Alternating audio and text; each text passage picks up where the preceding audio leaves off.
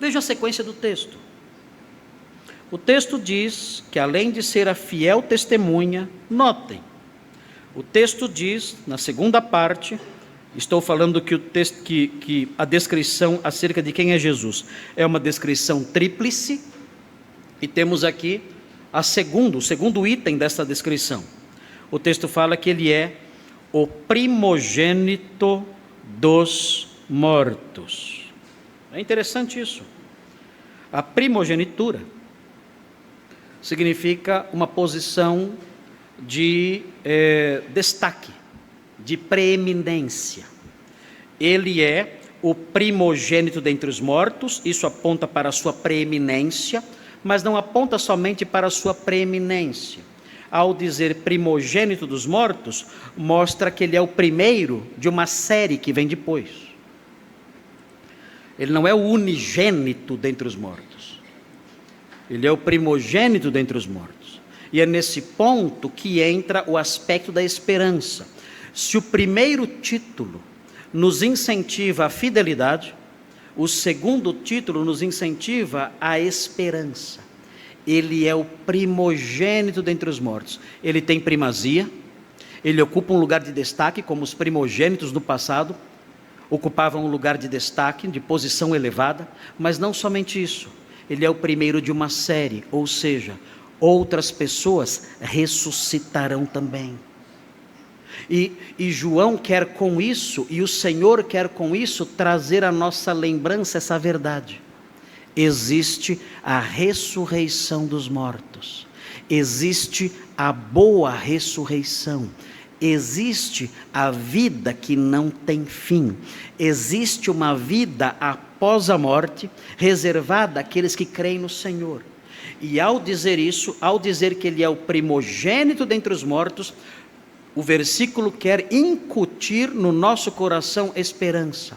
Eu posso estar numa sociedade hostil e, como Antipas, ao fazer a boa confissão, como Antipas, ao ser fiel testemunha, eu posso ser martirizado, eu posso ser morto, mas isso não me assusta. Por quê? Porque eu sei que eu vou ressuscitar dentre os mortos. Como eu sei disso? Porque o Senhor Jesus é o primogênito dentre os mortos. Ele é o primeiro, e eu sei que eu ressuscitarei também, porque eu tenho fé nele. Ele disse, porque eu vivo, vós também vivereis. E aqui então com isso o Senhor Jesus engendra, incute esperança em nós. Em Colossenses 1,18, nós vemos o apóstolo Paulo usando essa expressão, também cerca de 30 anos antes. Parece que João lia os escritos do apóstolo Paulo, e deixa transparecer algumas palavras do vocabulário paulino nos seus escritos. Mas veja o que diz Colossenses 1,18. Fala o seguinte: ele é a cabeça do corpo, da igreja. Ele é o princípio, o primogênito de entre os mortos, para em todas as coisas ter a primazia. É interessante observar isso também. Quando a carta aos Colossenses foi escrita, o apóstolo Paulo queria incutir nos seus leitores a noção de devoção exclusiva a Cristo. Olha, vocês devem se devotar exclusivamente a Cristo. A igreja de Colossos ficava no Vale do Rio Lico, e havia uma heresia que estava se multiplicando nessa região, no Vale do Rio Lico, na Turquia.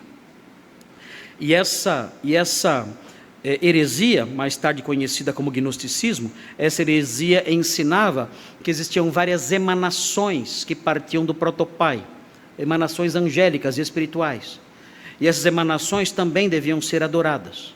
Então o apóstolo Paulo se levanta contra essa doutrina falsa e fala acerca da exclusividade de Cristo, a sua singularidade. E o seu objetivo, ao ensinar acerca da sua singularidade, se contrapondo às doutrinas falsas que brotavam no Vale do Rio Lico, o objetivo era promover devoção exclusiva a Cristo. E ao tentar promover devoção exclusiva a Cristo, ele enuncia esse título. Ele é o primogênito de entre os mortos. Ele tem primazia. Ele é Senhor. Mais uma vez, voltando para Apocalipse, nós nos deparamos com isso. E vemos o título mais uma vez, o primogênito dentre os mortos. E com isso, é como se o escritor do Apocalipse estivesse dizendo, olha, notem, Jesus Cristo é o primogênito dentre os mortos. Isso significa que a devoção a Ele deve ser exclusiva. E isso significa que um dia nós ressuscitaremos também. E nesse ponto, então, a expressão primogênito dentre os mortos incentiva a devoção e enche o coração do crente de esperança num mundo perdido, num mundo difícil, num mundo que se opõe a nós.